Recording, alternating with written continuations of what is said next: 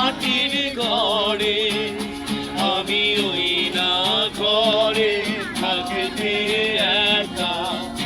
পারবো না গো পারবো না তারে এক জনমে